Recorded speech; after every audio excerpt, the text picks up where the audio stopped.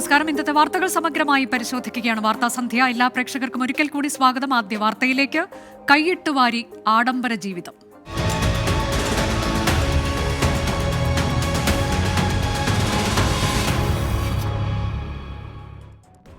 സാമൂഹിക സുരക്ഷാ പെൻഷൻ ക്രമക്കേടുകളിൽ ധനവകുപ്പ് കൂടുതൽ കടുത്ത നടപടികളിലേക്ക്. കോട്ടക്കൽ നഗരസഭയിൽ തട്ടിപ്പിന് കൂട്ടുനിന്ന ഉദ്യോഗസ്ഥർക്കെതിരെ വിജിലൻസ് അന്വേഷണത്തിന് ധനമന്ത്രി KN ബാലഗോപാൽ നിർദ്ദേശം നൽകി. നഗരസഭയിൽ നടത്തിയ പരിശോധനയിൽ BMW കാർ ഉടമകളും പെൻഷൻ വാങ്ങുന്നു എന്ന് കണ്ടെത്തി. കോട്ടക്കൽ നഗരസഭ 7ാം വാർഡിലെ പെൻഷൻ ഗുണഭോക്താക്കളെ സംബന്ധിച്ച് മലപ്പുറം ധനകാര്യ പരിശോധന വിഭാഗം നടത്തിയ അന്വേഷണത്തിന്റെ തുടർച്ചയായാണ് വിജിലൻസ് ആൻഡ് ആന്റി കറപ്ഷൻ ബ്യൂറോയുടെ അന്വേഷണം. BMW കാർ ഉടമകൾ ഉൾപ്പെടെ പെൻഷൻ പട്ടികയിൽ ചേർക്കപ്പെട്ടുവെന്നായിരുന്നു കണ്ടെത്തൽ. വീടുകളിൽ AC സൗകര്യമുള്ളവരും സർവീസ് പെൻഷൻ പറ്റുന്നവരും ക്ഷേമ പെൻഷൻ വാങ്ങുന്നതായി കണ്ടെത്തി. വാർത്ത പുറത്തുവന്നത് രാഷ്ട്രീയ താൽപര്യമെന്ന് കൌൺസിലർ ഗോപിനാഥ്. സാധാരണ നിലയ്ക്ക് ആ സമയത്ത് ഈ 32 വാർഡിലായിട്ട് 7ാം വാർഡിൽ മാത്രം സെൻസിംഗ് വന്നപ്പോൾ നമുക്ക് ആലോചിച്ചൂടെ? രാഷ്ട്രീയപരമായിട്ടുള്ള പരാതിയാണ്, അതൊന്നും വിഷയമല്ല. ദുർബല ജനവിഭാഗത്തിന്റെ പണം നല്ല ശമ്പളം വാങ്ങുന്നവർ തട്ടിയെടുക്കുന്നത് അപമാനകരമെന്ന് CPIM സംസ്ഥാന സെക്രട്ടറി MV ഗോവിന്ദൻ. ക്ഷേമ പെൻഷനുകൾ തട്ടിച്ച് 1458 ജീവനക്കാർക്കെതിരെ കർശനമായ നടപടി സ്വീകരിക്കുമെന്ന് ഗവൺമെന്റ് ഇപ്പോൾ പ്രഖ്യാപിച്ചിരിക്കുകയാണ്. നല്ല വരുമാനവും ശമ്പളവും എല്ലാം വാങ്ങുന്ന ആളുകൾ തട്ടിയെടുക്കുന്നു എന്നുള്ളത് വളരെ അപമാനകരമായ ഒരു സംഭവമാണ്. സർക്കാർ ജീവനക്കാർ മുഴുവൻ സംശയനിഴലിലല്ലെന്ന് പറഞ്ഞ ധനമന്ത്രി അനർഹമായി പെൻഷൻ കൈപ്പറ്റിയവരുടെ പേരുകൾ പുറത്തുവിടാത്തതിനെ ന്യായീകരിച്ചു. തെറ്റായ രേഖകൾ ചമയ്ക്കോ തെറ്റായ കാര്യം ചെയ്തു കഴിഞ്ഞാൽ അത് വളരെ ഗുരുതരമായ പ്രശ്നം തന്നെയാണ്, അതിന് യാതൊരു തർക്കവുമില്ല. പക്ഷെ അത് പരിശോധിച്ച് ഓരോ വകുപ്പുകളിലേക്കും ഉള്ളത് അയച്ചു കൊടുക്കുക എന്ന ഇൻസ്പെക്ഷന്റെ ഭാഗമായിട്ട് വന്ന വിവരമാണ്. സർക്കാർ തട്ടിപ്പുകാരുടെ എണ്ണം ഇനിയും ഉയരുമെന്നാണ് വിവരം. സർക്കാർ മേഖലയിലുള്ള 9201 പേർ അനധികൃതമായി പെൻഷൻ കൈപ്പറ്റിയെന്ന് CAG 2023 റിപ്പോർട്ട് ചെയ്തിരുന്നു. 24 തിരുവനന്തപുരം. മറ്റൊരു പ്രധാനപ്പെട്ട വാർത്തയിലേക്ക്. കൊടകര കുഴൽപ്പണ കേസിൽ തുടരന്വേഷണത്തിന് കോടതിയുടെ അനുമതി. BJP മുൻ ഓഫീസ് സെക്രട്ടറി തിരൂർ സതീഷ് 24നോട് നടത്തിയ വെളിപ്പെടുത്തലിലാണ് അന്വേഷണം. തിരൂർ സതീഷിന്റെ മൊഴി അന്വേഷണ സംഘം നാളെ രേഖപ്പെടുത്തും. ഉപതെരഞ്ഞെടുപ്പ് വേളയിൽ BJPയെ പിടിച്ചുലച്ച രാഷ്ട്രീയ വെളിപ്പെടുത്തലായിരുന്നു 24ലൂടെ BJP തൃശൂർ മുൻ ഓഫീസ് സെക്രട്ടറി തിരൂർ സതീഷ് നടത്തിയത്. BJP ഓഫീസിൽ 4 ചാക്കുകെട്ടിലായി 6.5 കോടി രൂപ എത്തിച്ചെന്നും പണം എത്തിച്ച ധർമ്മരാജൻ BJP സംസ്ഥാന അധ്യക്ഷനും ജില്ലാ അധ്യക്ഷനുമായും കൂടിക്കാഴ്ച നടത്തിയെന്നുമായിരുന്നു വെളിപ്പെടുത്തൽ. തുടർന്ന് കേസിൽ തുടരന്വേഷണം നടത്താൻ തീരുമാനിച്ച സർക്കാർ പ്രത്യേക അന്വേഷണ സംഘത്തെ രൂപീകരിച്ചു. SIT സമർപ്പിച്ച അപേക്ഷ പരിഗണിച്ച് ഇരിങ്ങാലക്കുട അഡീഷണൽ സെഷൻസ് കോടതിയാണ് അന്വേഷണത്തിന് അനുമതി നൽകിയത്. 90 ദിവസത്തിനകം അന്വേഷണ റിപ്പോർട്ട് കോടതിയിൽ സമർപ്പിക്കാനാണ് നിർദ്ദേശം. അന്വേഷണവുമായി പൂർണ്ണമായി സഹകരിക്കുമെന്നും 24ൽ നടത്തിയ വെളിപ്പെടുത്തലിന് പുറമെയുള്ള വിവരങ്ങൾ പോലീസിന് കൈമാറുമെന്നും തിരൂർ സതീഷ് വ്യക്തമാക്കി. നമ്മൾക്ക് ഈ കള്ളപ്പണം സൂക്ഷിക്കാനായിട്ട് ഒരു അധികാരമില്ല, ആർക്കും അധികാരമില്ല. അപ്പോൾ എന്തുകൊണ്ടാണ് കള്ളപ്പണം അവിടെ സൂക്ഷിച്ചത്? ആ പണം എന്ത് ചെയ്തു? എനിക്കറിയാവുന്ന കാര്യങ്ങളാണ് ഞാനത് നാളെ പോലീസിനോട് മൊഴിയായിട്ട് കൊടുക്കാൻ പോകുന്നത്. അപ്പോൾ പോലീസ് നിശ്ചയിക്കും അത് ഏത് രീതിയിലാണ് അന്വേഷിക്കേണ്ടതെന്നുള്ളത്. എന്നിട്ടാണ് സാക്ഷിയും പ്രതികളൊക്കെ ഉള്ള കാര്യങ്ങൾ അവർ തീരുമാനിക്കുക. അനുമതി ലഭിച്ച പശ്ചാത്തലത്തിൽ നാളെ തിരൂർ സതീഷിന്റെ മൊഴി രേഖപ്പെടുത്തും. തൃശൂർ പോലീസ് ക്ലബ്ബിൽ വെച്ച് നാളെ രാവിലെ 11 മണിക്കാണ് മൊഴി രേഖപ്പെടുത്തുക. 24 തൃശൂർ. ജസ്റ്റിസ് ഹേമ കമ്മിറ്റി റിപ്പോർട്ടിന്മേൽ കേസെടുക്കുന്നത് ചോദ്യം ചെയ്ത് മൊഴി നൽകിയ നടി സുപ്രീം കോടതിയിൽ. കേസുമായി മുന്നോട്ടു പോകാൻ താത്പര്യമില്ലെന്നും പ്രത്യേക അന്വേഷണ സംഘം ബുദ്ധിമുട്ടിക്കുന്നതായും ഹർജിയിൽ നടി പറയുന്നു. ഹർജിക്കാരിയുടെ നടപടിയെ വിമർശിച്ച WCC നടിയുടെ വാദം അപ്രസക്തമാണെന്ന് സുപ്രീം കോടതിയിൽ നിലപാടെടുത്തു. ജസ്റ്റിസ് ഹേമ കമ്മിറ്റിക്ക് മുമ്പിൽ മൊഴി നൽകിയ നടിയാണ് കമ്മിറ്റി റിപ്പോർട്ടിലെ മൊഴികളുടെ അടിസ്ഥാനത്തിൽ അന്വേഷണത്തിന് ഉത്തരവിട്ട ഹൈക്കോടതി വിധി ചോദ്യം ചെയ്ത് സുപ്രീം കോടതിയെ സമീപിച്ചത്. കേസുമായി മുന്നോട്ടു പോകാൻ താൽപര്യമില്ലെന്ന് പ്രത്യേക അന്വേഷണ സംഘത്തെ അറിയിച്ചിരുന്നതായി നടി ഹർജിയിൽ വ്യക്തമാക്കി. താൻ ഹേമ കമ്മിറ്റിക്ക് മുമ്പിൽ മൊഴി നൽകിയത് സിനിമാ മേഖലയിലെ വനിതാ പ്രവർത്തകർ നേരിടുന്ന പ്രശ്നങ്ങളിൽ പരിഹാരത്തിനു വേണ്ടി മാത്രമാണെന്നും നിയമ നടപടികൾക്കായി അല്ലെന്നും ഹർജിയിൽ ചൂണ്ടിക്കാട്ടുന്നു. ഹേമ കമ്മിറ്റി റിപ്പോർട്ടിൽ പ്രത്യേക അന്വേഷണ സംഘത്തിന്റെ നടപടി മനോവിഷമം ഉണ്ടാക്കുന്നുവെന്ന് നടി. കേസായിട്ട് മുന്നോട്ട് പോകാനുള്ള അത്രയും എനിക്ക് അങ്ങനെ അതല്ല ഞാനത് ഉദ്ദേശിച്ചിരുന്നത്. ഒരു പഠനമായിട്ട് ഞാൻ പറഞ്ഞൊരു കാര്യമാണ്. അപ്പോൾ അതുകൊണ്ട് എനിക്ക് കേസായിട്ട് മുന്നോട്ട് പോകാൻ താല്പര്യമില്ല, അതായിരുന്നില്ല എൻ്റെ ഉദ്ദേശം എന്ന് പറഞ്ഞ് ഞാനത് എഴുതി കൊടുത്തിരുന്നു. ഹൈക്കോടതി വിധിക്കെതിരായ നടിയുടെ ഹർജിക്കെതിരെ WCC സുപ്രീം കോടതിയെ സമീപിച്ചു. മൊഴികളിൽ പ്രത്യേക സംഘം അന്വേഷണം ആരംഭിച്ചതിനാൽ ഹർജി അപ്രസക്തമാണെന്ന് WCCക്ക് വേണ്ടി ഹാജരായ ഹരിപ്രിയ പത്മനാഭൻ വാദിച്ചു. ഹർജികളിൽ കക്ഷി ചേരാൻ WCC അപേക്ഷയും നൽകി. ഹർജികൾ അടുത്ത മാസം 10 പരിഗണിക്കാമെന്ന് സുപ്രീം കോടതി അറിയിച്ചു. R. അച്യുതൻ, 24 ഡൽഹി. പാലക്കാട് ശ്രീനിവാസൻ വധക്കേസിലെ പ്രതികളായ 17 പോപ്പുലർ ഫ്രണ്ട് പ്രവർത്തകർക്ക് ജാമ്യം നൽകിയതിനെതിരെ സുപ്രീംകോടതി. എല്ലാ പ്രതികൾക്കും ജാമ്യം നൽകിയതിൽ ഹൈക്കോടതിക്ക് പിഴവ് പറ്റിയെന്നാണ് വിമർശനം. ഇതിനിടെ ഇതേ കേസിൽ 7 PFI പ്രവർത്തകരുടെ ജാമ്യാപേക്ഷ ഹൈക്കോടതി ഇന്ന് തള്ളി. പാലക്കാട് ശ്രീനിവാസൻ വധക്കേസിലെ പ്രതികൾക്ക് ഒറ്റ ഉത്തരവിലൂടെയാണ് ഹൈക്കോടതി ജാമ്യം നൽകിയത്. ഓരോ പ്രതികളുടെയും പങ്ക് പരിശോധിക്കാതെയാണ് ഹൈക്കോടതി നടപടിയെന്നും സുപ്രീം കോടതി നിരീക്ഷിച്ചു. ജാമ്യാപേക്ഷ പരിഗണിച്ചതിൽ ഹൈക്കോടതിക്ക് പിഴവ് പറ്റിയെന്നും ജസ്റ്റിസുമാരായ അഭയ് എസ് ഓഖ, അഗസ്റ്റിൻ ജോർജ് മാസി എന്നിവർ ഉൾപ്പെട്ട ഡിവിഷൻ ബെഞ്ച് വിമർശിച്ചു. ജാമ്യം റദ്ദാക്കണമെന്നാവശ്യപ്പെട്ട് NIA നൽകിയ ഹർജിയിൽ പ്രതികൾക്ക് സുപ്രീം കോടതി നോട്ടീസ് അയച്ചു. ജനുവരി 17-നകം മറുപടി നൽകാനാണ് നിർദ്ദേശം. അതേസമയം കേസിൽ 7 പോപ്പുലർ ഫ്രണ്ട് പ്രവർത്തകരുടെ ജാമ്യാപേക്ഷ ഇന്ന് ഹൈക്കോടതി തള്ളി. പ്രതികൾക്കെതിരെ കുറ്റം പ്രഥമദൃഷ്ട്യാ നിലനിൽക്കുമെന്ന് വ്യക്തമാക്കിയാണ് ഹൈക്കോടതി നടപടി. ഹനീഫ, ഖാജ ഹുസൈൻ, മുഹമ്മദ് ഹക്കീം, അബ്ബാസ്, T നൌഷാദ്, TE ബഷീർ, അമീർ അലി എന്നിവരുടെ ജാമ്യാപേക്ഷയാണ് ഹൈക്കോടതി തള്ളിയത്. ഡൽഹി ബ്യൂറോയ്ക്കൊപ്പം എസ് ശ്രീകാന്ത്, 24 കൊച്ചി. കൊല്ലം കരുനാഗപ്പള്ളിയിലെ CPIM വിഭാഗീയത തെരുവിൽ. നേതൃത്വത്തിനെതിരെ ഒരു വിഭാഗം പ്രവർത്തകർ ഏരിയ കമ്മിറ്റി ഓഫീസിലേക്ക് മാർച്ച് നടത്തി.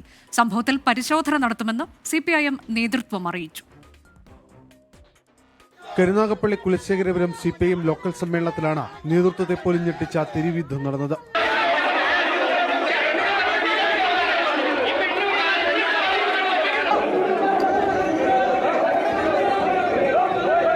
സമ്മേളനത്തെ നിരീക്ഷിക്കാനെത്തിയ സംസ്ഥാന കമ്മിറ്റി അംഗങ്ങളെ ഉൾപ്പെടെ പൂട്ടിയിട്ടായിരുന്നു പ്രവർത്തകരുടെ പ്രതിഷേധം.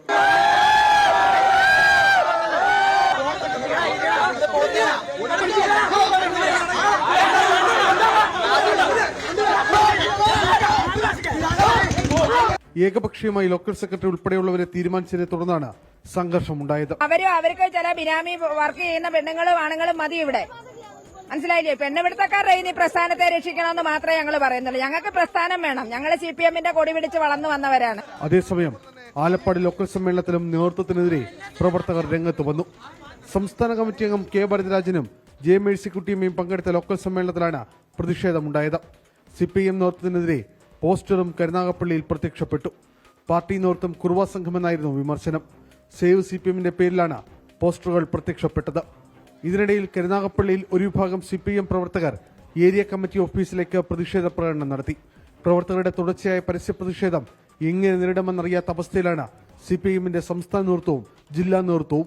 അതായത് സ്വജനപക്ഷപാതം, കൂടെ നിൽക്കുന്നവർക്ക് വീട്ടിൽ ഭാര്യയ്ക്കും മക്കൾക്കും അല്ലെങ്കിൽ ഭർത്താവിനൊക്കെ ജോലി വാങ്ങിക്കൊടുക്കുന്ന ഒരു പരിപാടിയാണുള്ളത്. നമ്മുടെ BK ബാലേന്ദ്രൻ, PR വസന്തനെ പോലുള്ളവർ ഇവിടെ കൈക്കൂലി മേടിച്ചുകൊണ്ട് മീനും കൊഞ്ചുമൊക്കെ മേടിച്ചുകൊണ്ട് ആലപ്പാട് പഞ്ചായത്തിലെ ചില തെറ്റായ നടപടിക്ക് കൂട്ടിനിൽക്കുന്നു. ഇത് ഈ പാർട്ടി എന്ന് പറഞ്ഞു കഴിഞ്ഞാൽ ജനാധിപത്യത്തിൽ വിശ്വസിക്കുന്ന പാർട്ടിയാണ്. പക്ഷേ ജനാധിപത്യ വിരുദ്ധ പ്രവർത്തനങ്ങളാണ് ഇവർ ഈ ലോക്കൽ സമ്മേളനങ്ങളിൽ കരുനാഗപ്പള്ളി നടത്തിക്കൊണ്ടിരിക്കുന്നത്. അംഗങ്ങളുടെ പാർട്ടിക്കാരുടെ ജനാധിപത്യ അവകാശങ്ങളെ ഹനിക്കുന്ന രീതിയിലുള്ള പ്രവർത്തനം ഈ കരുനാഗപ്പള്ളി 1-2 നേതാക്കന്മാർക്ക് വേണ്ടി നടത്തിക്കൊണ്ടിരിക്കുകയാണ്. സംഭവത്തിൽ CPIM സംസ്ഥാന നേതൃത്വം കടുത്ത അതൃപ്തിയാണ് രേഖപ്പെടുത്തിയത്. പ്രശ്നം പരിഹരിക്കുന്നതിൽ ചുമതലക്കാരായ CPIM സംസ്ഥാന കമ്മിറ്റി അംഗങ്ങൾക്ക് കഴിയാതെ പോയെന്നാണ് നേതൃത്വത്തിന്റെ വിലയിരുത്തൽ. സംസ്ഥാന നേതാക്കളെ അടക്കം പൂട്ടിയിട്ടതിൽ ഉടൻ സംഘടനാപരമായ നടപടിയും ഉണ്ടായേക്കും. ശരിയായ നിലപാട് സ്വീകരിച്ചുകൊണ്ട് അതിനെയൊക്കെ കൈകാര്യം ചെയ്യപ്പെടും എന്ന് നിങ്ങൾക്ക് ഉറച്ചു വിശ്വസിക്കുന്നു. സംഭവം പാർട്ടി പരിശോധിക്കുമെന്ന് CPIM കൊല്ലം ജില്ലാ സെക്രട്ടറി S സുദേവൻ പറഞ്ഞു. തെറ്റായ ഏതെങ്കിലും പ്രവണതയുണ്ടെങ്കിൽ അതിനെല്ലാം പൂർണ്ണമായിട്ട് ഒഴിവാക്കിക്കൊണ്ട് ശക്തിയായ നിലപാട് സ്വീകരിച്ചുകൊണ്ടാണ് മുന്നോട്ട് പോകുന്നത്. സംസ്ഥാന സമ്മേളനം കൊല്ലത്ത് നടക്കാൻ മാസങ്ങൾ മാത്രം ബാക്കി നിൽക്കെ പ്രശ്നപരിഹാരത്തിന് സംസ്ഥാന നേതൃത്വം നേരിട്ട് ഇടപെടാനാണ് സാധ്യത. അരുൺ രാജ്, 24 കൊല്ലം. CPIM നേതാവ് PK ശശിക്കെതിരെ രൂക്ഷ വിമർശനവുമായി പാർട്ടി പാലക്കാട് ജില്ലാ secretary EN Suresh Babu. Mannarkkad area സമ്മേളനത്തിലാണ് വിമർശനം. PK ശശിയുടെ നിലപാടുകൾ ലോക്സഭാ തെരഞ്ഞെടുപ്പിൽ മണ്ണാർക്കാട്ട് വോട്ട് കുറയാനിടയാക്കിയെന്നാണ് വിമർശനം. KTDC ചെയർമാൻ സ്ഥാനത്ത് നിന്ന് PK ശശിയെ മാറ്റണമെന്ന് സമ്മേളനത്തിൽ ആവശ്യമുയർന്നു. ആലപ്പുഴയിൽ ഗുരുതര വൈകല്യത്തോടെ കുഞ്ഞ് ജനിച്ച സംഭവത്തിൽ ആരോഗ്യ വിഭാഗം നിയോഗിച്ച വിദഗ്ധ സംഘം ആശുപത്രികളിലും ലാബുകളിലും എത്തി പരിശോധന നടത്തി.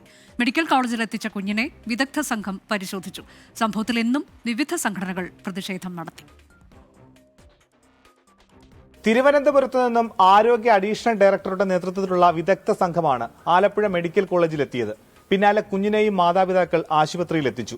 കൊച്ചിന്റെ എല്ലാവിധ ട്രീറ്റ്മെന്റും അവർ ചെയ്തു തരാമെന്ന് പറഞ്ഞിട്ടുണ്ട്. എക്സ്പേർട്ട് പാനൽ ചേർന്ന് വിലയിരുത്തൽ നടത്തിയ ശേഷമാകും വിശദമായ അന്വേഷണ റിപ്പോർട്ട് സമർപ്പിക്കുക. ഗർഭകാലയളവിൽ 7 തവണ സ്കാനിംഗ് നടത്തിയിട്ടും ഗർഭസ്ഥ ശിശുവിന്റെ വൈകല്യങ്ങൾ കണ്ടെത്തിയില്ലെന്ന പരാതിയിൽ കടപ്പുറം വനിതാ ശിശു ആശുപത്രിയിലെയും സ്വകാര്യ ലബോറട്ടറിയിലെയും ഡോക്ടേഴ്സിനെതിരെ പോലീസ് കേസെടുത്തിരുന്നു. ലാബ് റിപ്പോർട്ടുകൾ തെറ്റിദ്ധരിപ്പിക്കും വിധമായിരുന്നു എന്നാണ് ജില്ലാ മെഡിക്കൽ ഓഫീസറുടെ വിലയിരുത്തൽ. എന്നാൽ തെറ്റ് സംഭവിച്ചത് ഡോക്ടർമാർക്കെന്ന് ശങ്കേസ് ലാബ് ഉടമ ഡോക്ടർ മണികുമാർ. നമുക്ക് എന്താണോ ഡോക്ടർ കുറിച്ചിരുന്നത്, ആ കുറിച്ചത് എന്താണോ ആ റിപ്പോർട്ട് അതേപോലെ തന്നെ തിരിച്ചു കൊടുക്കുക എന്നുള്ളതാണ് നമ്മുടെ കടമ. അപ്പോൾ ഡോക്ടർക്ക് നമ്മൾ കൊടുത്തുവിട്ടിട്ടുണ്ട്. അതേസമയം കുഞ്ഞിന്റെ മാതാവ് സുറുമി സ്കാനിംഗ് നടത്തിയ മിഡാസ് ലാബിൽ ഒരേ ഡോക്ടർ 2 പരിശോധനാ റിപ്പോർട്ടുകളിൽ വ്യത്യസ്തമായി ഒപ്പിട്ടുവെന്നതും കണ്ടെത്തി. ലാബിലേക്ക് ഡിവൈഎഫ്ഐ പ്രതിഷേധ മാർച്ച് സംഘടിപ്പിച്ചു. മഹിളാ കോൺഗ്രസിന്റെ നേതൃത്വത്തിൽ ആലപ്പുഴ വനിതാ ശിശു ആശുപത്രിയിലേക്ക് പ്രതിഷേധ മാർച്ച് നടത്തി. സ്വകാര്യ ലാബുകളിലെ രേഖകളും വിദഗ്ധ സംഘം പരിശോധിച്ചു. അന്വേഷണത്തിൽ റിപ്പോർട്ട് ഡിസംബർ 3-നകം നൽകാനാണ് നിർദ്ദേശം. 24 ആലപ്പുഴ. തിരികെ വാർത്താസന്ധ്യയിലേക്ക്. ഫിഞ്ചാൽ ചുഴലിക്കാറ്റ് തമിഴ്നാട് നാഗപട്ടണം തീരത്തിന് 260 കിലോമീറ്റർ അകലെ എത്തിയെന്ന് കാലാവസ്ഥാ നിരീക്ഷണ കേന്ദ്രം. നാളെ ഉച്ചയോടെ കാരക്കലിനും മഹാബലിപുരത്തിനുമിടയിൽ തീരം തൊടും. കരതൊടുമ്പോൾ കാറ്റിന് 70 മുതൽ 90 കിലോമീറ്റർ ആകും വേഗം. മുഹമ്മദ് റഹീസ് വിശദാംശങ്ങളുമായി. മുഹമ്മദ്, കഴിഞ്ഞ കുറച്ച് ദിവസങ്ങളായി മഴയുണ്ട്, വിവിധയിടങ്ങളിൽ കൃഷിനാശം, വെള്ളപ്പൊക്കമൊക്കെ റിപ്പോർട്ട് ചെയ്തിട്ടുണ്ട്. ഇപ്പോൾ എന്താണ് നിലവിൽ പുറപ്പെടുവിച്ചിട്ടുള്ള ജാഗ്രതാ നിർദ്ദേശം, മറ്റു വിവരങ്ങൾ?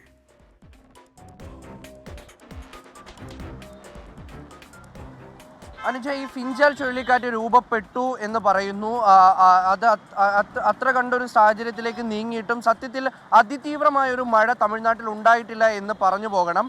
അതിതീവ്രമായിട്ടുള്ള മഴയാണ് ഇന്ന് ഉച്ചയ്ക്ക് ശേഷം തമിഴ്നാടിൻ്റെ വിവിധ ഭാഗങ്ങളിൽ പ്രഖ്യാപിച്ചിരുന്നത്. കാലാവസ്ഥാ നിരീക്ഷണ കേന്ദ്രത്തിൻ്റെ ഒരു പ്രഖ്യാപനം അങ്ങനെയായിരുന്നു. പക്ഷേ അത്തരത്തിലൊരു മഴ തമിഴ്നാട്ടിലെ ഒരു ജില്ലകളിലും ഉണ്ടായിട്ടില്ല. പ്രധാനമായും ഇനി നാളെയാണ്, ഇന്ന് രാത്രിയോടുകൂടി മഴ ശക്തിപ്പെട്ട് നാളെ രാവിലെയോടുകൂടി അതിശക്തമായ മഴ പെയ്യും എന്നാണ് കാലാവസ്ഥാ നിരീക്ഷണ കേന്ദ്രത്തിൻ്റെ നിലവിലെ മുന്നറിയിപ്പ്. അത് പ്രധാനമായും ഈ ഡെൽറ്റ ജില്ലകളിലാണ്. ഈ കടലൂർ, ഒപ്പം തന്നെ നാഗപട്ടണം, തഞ്ചാവൂർ, തിരുവാരൂർ, ഒപ്പം തന്നെ മയിലാടുതുറൈ, ജില്ലകളിലും ഒപ്പം ചെന്നൈ അടക്കമുള്ള മറ്റ് ജില്ലകളിലും ഡെൽറ്റ ഇതര ജില്ലകളിലുമൊക്കെ മഴ കനക്കും എന്നുള്ളൊരു മുന്നറിയിപ്പാണ് ഇപ്പോൾ കാലാവസ്ഥാ നിരീക്ഷണ കേന്ദ്രത്തിൽ നിന്ന് ലഭിക്കുന്നത്. ഇന്ന് 6 ജില്ലകളിലാണ് പ്രധാനമായും റെഡ് അലേർട്ട് പ്രഖ്യാപിച്ചിരിക്കുന്നത്. പക്ഷേ ഓരോ 2 മണിക്കൂറും വരുന്ന നൗകാസ്റ്റ് വെതർ റിപ്പോർട്ട് അനുസരിച്ചാണ് എങ്കിൽ അത്ര കണ്ട് മഴ ഈ പ്രദേശങ്ങളിൽ പെയ്തിട്ടില്ല. ഇതിനൊരു പ്രധാനപ്പെട്ട കാരണം ഫിഞ്ചാൽ ചുഴലിക്കാറ്റായി രൂപപ്പെട്ടിട്ടുണ്ടെങ്കിലും അതിൻ്റെ വേഗത ഇപ്പോഴും വളരെ കുറവാണ്. അതിൻ്റെ ദിശ ഇപ്പോഴും നാഗപട്ടണത്ത് നിന്ന് അടക്കം അല്പം ദൂരെ തന്നെയാണ്. അതിൻ്റെ ഒരു കൃത്യമായ പ്രതിഫലനം ഇതുവരെ ഉണ്ടായിട്ടില്ല. പക്ഷേ അതുകൊണ്ട് മുൻകരുതൽ സ്വീകരിക്കാതിരിക്കാൻ കഴിയില്ല, അല്ലെങ്കിൽ ജാഗ്രത കുറവുണ്ടാകാൻ കഴിയില്ല. മറിച്ച് ഈ ജാഗ്രത ഇതുപോലെ തന്നെ തുടർന്ന് ഇനി വരും മണിക്കൂറുകളിൽ മഴയെ പ്രതീക്ഷിക്കണം എന്ന് തന്നെയാണ് കാലാവസ്ഥാ നിരീക്ഷണ കേന്ദ്രം പറയുന്നത്. എന്തായാലും നാളെ ഉച്ചയോടുകൂടി ഫിഞ്ചാൽ നാളെ ഉച്ചയോടെ ഫിഞ്ചാൽ തീരം തൊടും എന്നുള്ളതാണ്. മഹാബലിപുരത്തിനും കാരക്കലിനും ഇടയിൽ തീരം തൊടും. കാറ്റിന് 70 മുതൽ 90 കിലോമീറ്റർ വരെയാകും വേഗം. ഇതേ തുടർന്ന് ഞായറാഴ്ചയൊക്കെ കേരളത്തിൽ വിവിധയിടങ്ങളിൽ ഒറ്റപ്പെട്ട മഴയ്ക്ക് സാധ്യതയുണ്ട് എന്ന കാലാവസ്ഥാ മുന്നറിയിപ്പ് കൂടി വരുന്നുണ്ട്. ഉത്തർപ്രദേശിലെ സംഭലിൽ ജമാ മസ്ജിദ് സർവേയിലെ തുടർ നടപടികൾ തടഞ്ഞു സുപ്രീംകോടതി. ഹൈക്കോടതി ഹർജി പരിഗണിക്കും വരെ നടപടി ഉണ്ടാകരുതെന്ന് വിചാരണ കോടതിയോട് സുപ്രീംകോടതി നിർദ്ദേശിച്ചു. സംഭലിലെ സംഘർഷത്തിൽ അന്വേഷണം നടത്താൻ UP സർക്കാർ ജുഡീഷ്യൽ കമ്മീഷനെ നിയോഗിച്ചു. ഷാഹി ജമാ മസ്ജിദിലെ സർവേക്കെതിരെ മസ്ജിദ് കമ്മിറ്റി നൽകിയ ഹർജി പരിഗണിച്ച സുപ്രീംകോടതി സംഭാലിൽ സമാധാനവും ഐക്യവും ഉറപ്പാക്കാൻ ജില്ലാ ഭരണകൂടത്തോട് നിർദ്ദേശിച്ചു. പ്രശ്ന പരിഹാരത്തിനായി സമാധാന സമിതി രൂപീകരിക്കാനും ആവശ്യപ്പെട്ടു. തിടുക്കപ്പെട്ട സർവേക്ക് ഉത്തരവിട്ട വിചാരണ കോടതിയുടെ നടപടി ജനദ്രോഹപരമെന്നായിരുന്നു ഹർജിക്കാർ വാദിച്ചത്. വിഷയത്തിൽ ഇടപെട്ട സുപ്രീം കോടതി വിചാരണ കോടതിയുടെ നടപടികൾ തടഞ്ഞു. ഹർജിക്കാരോട് ഹൈക്കോടതിയെ സമീപിക്കാനും ഹൈക്കോടതി കേസ് പരിഗണിക്കും വരെ വിചാരണ കോടതിയുടെ ഭാഗത്തുനിന്ന് നടപടികൾ ഉണ്ടാകരുതെന്നും സുപ്രീം കോടതി ചീഫ് ജസ്റ്റിസ് സഞ്ജീവ് ഖന്ന നിർദ്ദേശിച്ചു. സംഭാലിലുണ്ടായ സംഘർഷ സംഭവങ്ങളിൽ അന്വേഷണത്തിനായി ഉത്തർപ്രദേശ് സർക്കാർ അലഹബാദ് ഹൈക്കോടതി മുൻ ജസ്റ്റിസ് ദേവേന്ദ്രകുമാർ അറോറ അധ്യക്ഷനായ ജുഡീഷ്യൽ കമ്മീഷനെ നിയോഗിച്ചു. സംഘർഷം ആസൂത്രിതമാണോ എന്ന് കമ്മീഷൻ പരിശോധിക്കും. 2 മാസത്തിനകം കമ്മീഷൻ റിപ്പോർട്ട് സമർപ്പിക്കും. സംഭാലിലെ സംഘർഷങ്ങളിൽ 5 പേർക്കാണ് ജീവൻ നഷ്ടമായത്. 24 ഡൽഹി. സാങ്കേതിക സർവകലാശാല VC നിയമനത്തിന് പിന്നാലെ ഡിജിറ്റൽ സർവകലാശാല VC നിയമനത്തിലും സർക്കാരിന് തിരിച്ചടി. ഡിജിറ്റൽ സർവകലാശാല VC-ആയി ഡോക്ടർ സിസ തോമസിനെ നിയമിച്ച നടപടി സ്റ്റേ ചെയ്യാൻ ഹൈക്കോടതി വിസമ്മതിച്ചു. സർക്കാരിന്റെ ഹർജി ഫയലിൽ സ്വീകരിച്ച ഹൈക്കോടതി ഗവർണർക്കും സിസ തോമസിനും നോട്ടീസ് അയച്ചു. ഹർജിയിൽ 3 ആഴ്ചയ്ക്കകം നിലപാടറിയിക്കണം. ഹർജി സാങ്കേതിക സർവകലാശാല VC നിയമനത്തിനെതിരായ ഹർജിക്കൊപ്പം പരിഗണിക്കുമെന്നും ജസ്റ്റിസ് സിയാദ് റഹ്മാൻ വ്യക്തമാക്കി. ചട്ടങ്ങൾ പാലിച്ചല്ല സിസ തോമസിന്റെ നിയമനമെന്നും അതിനാൽ റദ്ദാക്കണമെന്നുമായിരുന്നു സർക്കാരിന്റെ ആവശ്യം. തിരികെ വാർത്താസന്ധ്യയിലേക്ക്. ICC ചാമ്പ്യൻസ് ട്രോഫി വേദിയിൽ തീരുമാനം വൈകുന്നു. ICC വിളിച്ച അനൗപചാരിക യോഗത്തിൽ വേദി സംബന്ധിച്ച് തീരുമാനമെടുക്കാൻ കഴിഞ്ഞില്ല. സുരക്ഷാ കാരണങ്ങളാൽ ഇന്ത്യൻ ടീം പാകിസ്ഥാനിലേക്കില്ലെന്നും ഹൈബ്രിഡ് മാതൃകയിൽ ടൂർണമെന്റ് നടത്തണമെന്നുമാണ് BCCIയുടെ ആവശ്യം. എന്നാൽ പാകിസ്ഥാനിൽ തന്നെ ടൂർണമെന്റ് നടത്തണമെന്നാണ് പാക് ക്രിക്കറ്റ് ബോർഡിന്റെ നിലപാട്. ഇന്ത്യയുടെ ആവശ്യത്തോട് അനുകൂലമാണ് ICCയും. അടുത്ത ദിവസം യോഗം ചേർന്ന് തീരുമാനമെടുക്കാമെന്ന ധാരണയ്ക്കൊടുവിലാണ് അനൗപചാരിക യോഗം പിരിഞ്ഞത്. 20 മിനിറ്റോളം യോഗം നടന്നുവെന്നാണ് റിപ്പോർട്ട്. ഫിഫ ദ ബെസ്റ്റ് പുരസ്കാരത്തിനുള്ള സാധ്യതാ പട്ടിക പുറത്ത്. മികച്ച പുരുഷ താരത്തിനുള്ള ലിസ്റ്റിൽ ലിയോണൽ മെസ്സിയും റോഡ്രിയും വിനീഷ്യസ് ജൂനിയറും ഇടം പിടിച്ചിട്ടുണ്ട്. മികച്ച മുന്നേറ്റ നിരക്കാരനുള്ള പുരസ്കാര പട്ടികയിൽ ക്രിസ്ത്യാനോ റൊണാൾഡോയും ഉണ്ട്. ലോക ഫുട്ബോളിലെ ദ ബെസ്റ്റ് ആരാകും? 2024 മികച്ച പുരുഷ വനിതാ താരങ്ങളുടെ പുരസ്കാര സാധ്യതാ പട്ടിക പുറത്തുവിട്ട ഫിഫ നിലവിലെ ജേതാവും ഏറ്റവും കൂടുതൽ തവണ പുരസ്കാരം നേടിയിട്ടുമുള്ള ലിയോണൽ മെസ്സി, നിലവിലെ Ballon d'Or winner Rodri, Vinicius Junior, Erling Haaland, Kylian Mbappe, Lamine Yamal എന്നിവരുൾപ്പെടെ 11 പേരാണ് മികച്ച പുരുഷ താരത്തിനുള്ള സാധ്യതാ പട്ടികയിലുള്ളത്. വനിതകളിൽ തുടർച്ചയായ 2ാം പുരസ്കാരം ലക്ഷ്യമിട്ട ബാഴ്സലോണയുടെ സ്പാനിഷ് താരം ഐത്താന ബോൺമാറ്റി എത്തുമ്പോൾ വെല്ലുവിളിയുമായി ഗ്രഹാം ഹാൻസൻ, ലൂസി ബ്രോൺസ് തുടങ്ങിയവരുണ്ട്. മികച്ച മുന്നേറ്റ നിരക്കാരൻ, മധ്യനിര താരം, പ്രതിരോധ താരം, ഗോൾ കീപ്പർ, പരിശീലകർ, മികച്ച ഗോൾ എന്നീ വിഭാഗങ്ങളിലും പുരസ്കാരം നൽകുന്നുണ്ട്. പുരുഷ ഗോൾ കീപ്പർമാരിൽ അർജന്റീനയുടെ എമിലിയാനോ മാർട്ടിനസ്, ബ്രസീലിന്റെ എഡേഴ്സൺ, ഡോണറുമ എന്നിവർ തമ്മിലാണ് പ്രധാന പോരാട്ടം. മികച്ച മുന്നേറ്റ നിരക്കാരനുള്ള പുരസ്കാര സാധ്യതാ പട്ടികയിൽ അൽ നസറിന്റെ ക്രിസ്ത്യാനോ റൊണാൾഡോയുമുണ്ട്. ഈ ലിസ്റ്റിലുമുണ്ട് മെസ്സിയും വിനീഷ്യസും എംബാപ്പയും അടക്കമുള്ളവർ. മികച്ച പുരുഷ പരിശീലകനുള്ള ലിസ്റ്റിലും വമ്പന്മാർ. Lionel Scaloni, Carlos Ancelotti, Xabi Alonso, Pep Guardiola, la Fuente എന്നിവർ തമ്മിലാണ് മത്സരം. വോട്ടിങ്ങിലൂടെയാണ് ജേതാക്കളെ തെരഞ്ഞെടുക്കുക.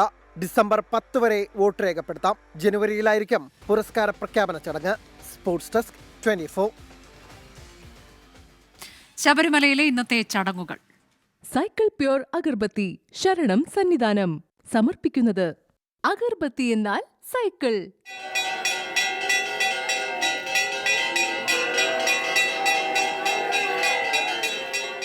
BLM housing cooperative society limited ശബരിമലയിലെ ചടങ്ങുകൾ സമർപ്പിക്കുന്നത് Bharat Lajna multi state housing cooperative society limited.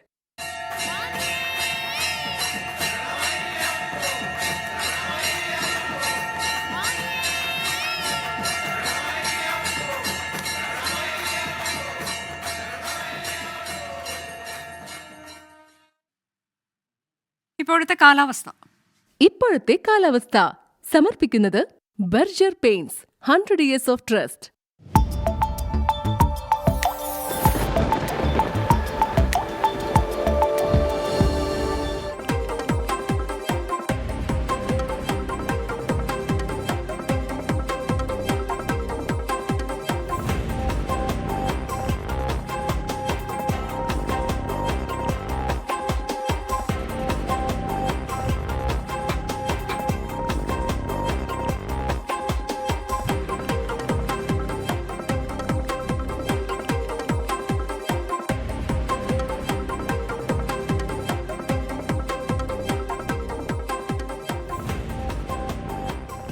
വാർത്താസന്ധ്യ അവസാനിക്കുകയാണ്.